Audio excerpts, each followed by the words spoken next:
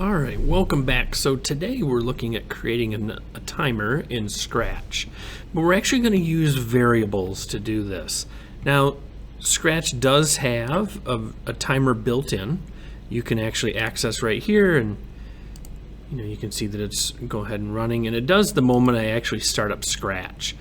Now we don't want to actually, for this, we don't want to use their timer. We're going to make our own. So we can go to variables here, and this allows us to do a lot of different things, right? Like our timer will only start when our program starts, whereas if you look, under sensing and go to timer, that starts whenever we start Scratch. So I click on this, and it's been running for 105 seconds. So that was when I first created this in Scratch, and it started the timer right away.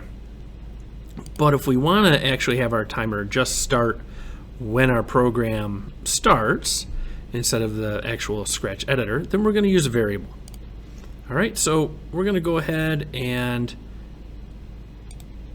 we'll go ahead and rename this. We'll just let's make a new one just to kind of keep it. So we're going to say that this is going to be a timer. And we're going to make it for all sprites, because if we made a bigger game, maybe we want it to be in different sprites. So we don't want to just keep it to that one particular sprite. And now this is our timer. And so really, it's going to be the same concept. We're going to go ahead and hit the check mark, and we have the timer up there. We'll make this a little bigger so we can see it a little better. And then we're just going to go ahead, create a green flag. We're going to use a forever down here. Okay, and then we're going to go to here to variables, and we're going to need two things out of here. One, we need a way to reset it. So when we hit the green flag, it's going to go ahead and reset our timer back to 0.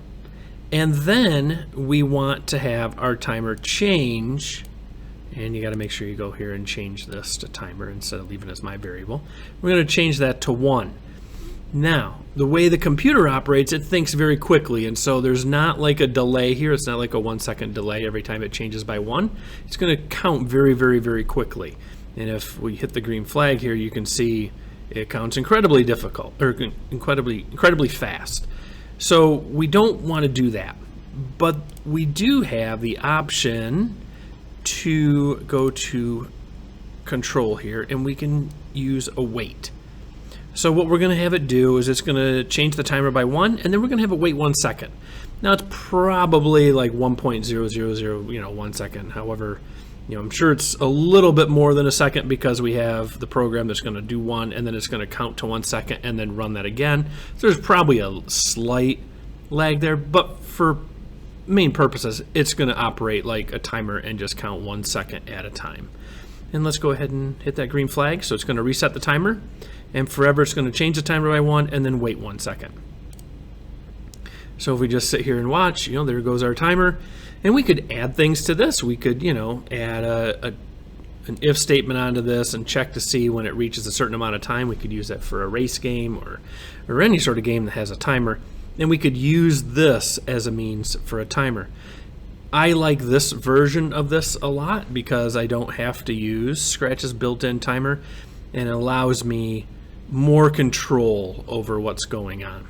And maybe you wanted the timer to not count by 1 second, but you wanted it to do a little bit differently. You could do that too. But you can use a variable to basically count for you, which is really, really helpful. Okay? So that's how you make a timer using a variable. Hopefully that helps you. Good luck with your coding.